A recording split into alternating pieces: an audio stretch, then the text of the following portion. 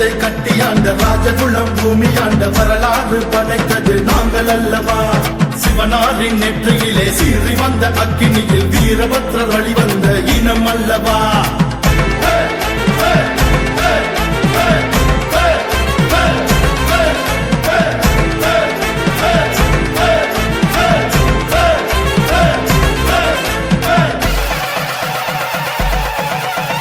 ராஜ ராஜ ராஜ ராஜ குலந்தா படை கொண்டு மன்னராக வாழ்ந்த இனந்தா.